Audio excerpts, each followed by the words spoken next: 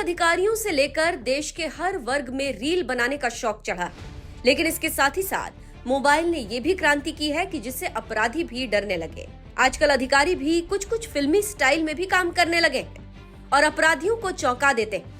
उसी कड़ी में रात को 11 बजे चारों तरफ अंधेरा हो, नेशनल हाईवे पर गाड़ियां अपनी पूरी रफ्तार से भाग रही हो, अचानक धूल भरी आंधी चलने लगे, फिर बारिश शुरू हो जाए और उसी बीच जिले के सबसे बड़े 2 अधिकारी कलेक्टर और एसपी खुद सड़क पर खड़े होकर एक वाहन की तलाशी ले रहे हो।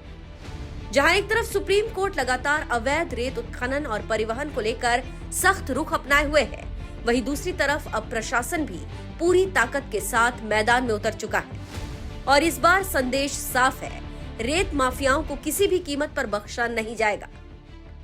मुरैना के कलेक्टर लोकेश कुमार जांगिड़ और पुलिस अधीक्षक धर्मराज मीणा ने ऐसी पहल की जिसकी हर तरफ चर्चा हो रही है। दोनों अधिकारी देर रात खुद नेशनल हाईवे 44 पर पहुंच गए।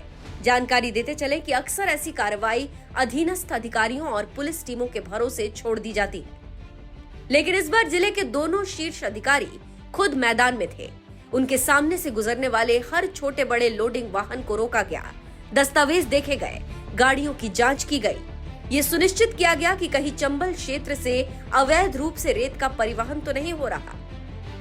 सबसे दिलचस्प बात यह रही कि जिस समय ये कार्रवाई चल रही थी, उसी दौरान मौसम ने भी अपना रंग दिखाना शुरू कर दिया।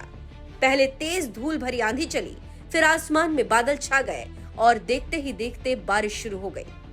लेकिन बारिश और आंधी भी इन अधिकारियों के हौसले को नहीं डिगा सकी।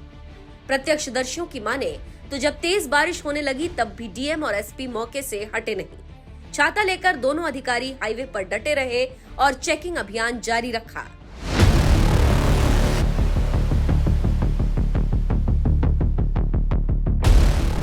जानकारी देते चले कि आमतौर पर जनता अधिकारियों को एसी रूम से आदेश देते देखती है, लेकिन यहाँ तस्वीर बिल्कुल अलग थी।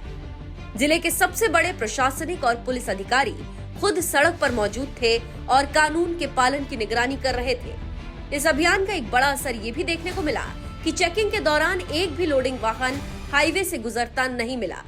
अब सवाल यह है कि क्या वास्तव में उस रात कोई अवैध परिवहन नहीं हुआ या फिर अधिकारियों की मौजूदगी की खबर पाकर सभी रेत माफिया अपनी गाड़ी को रोड पर लाए ही नहीं।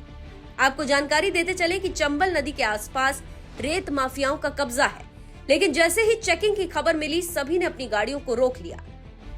ये पहली बार नहीं है, चंबल में रेत माफियाओं के बारे में आए दिन अवैध खनन की खबरें आती रहती हैं और इसको लेकर सुप्रीम कोर्ट कई फैसले दे चुका है, लेकिन सत्ता और माफियाओं की मिली भगत से आज भी रेत चोरी होती है, जिससे पर्यावरण के लिए गंभीर खतरा बन गया है और नदी की प्राकृतिक प्रवाह, जैव विविधता और अभ्यारण्य क्षेत्र के पारिस्थितिकी तंत्र पर इसका सीधा प्रभाव पड़ता है। अंधाधुंध खुदाई से नदियों का स्वाभाविक रास्ता बदल जाता है, जिससे बाढ़ का खतरा बढ़ जाता है और सूखे के समय नदियां जल्दी सूखने लगती हैं। नदी की रेत स्पंज की तरह काम करती है, जो पानी को सोख कर भूजल को रिचार्ज करती है।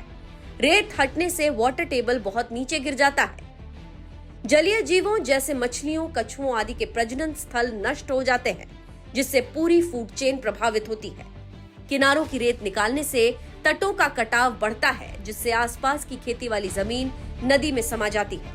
ये केवल नदियों तक सीमित नहीं है, बल्कि इससे पूरे इलाके का तापमान और नमी का संतुलन भी बिगड़ता है। तो आप समझ सकते हैं कि कैसे रेत माफिया एक खतरनाक काम करते हैं और इसका कारण क्या है। क्यों सुप्रीम कोर्ट से लेकर सरकार तक इन पर नकेल कसने के लिए काम कर रही है। मुरैना से संतोष शर्मा की रिपोर्ट।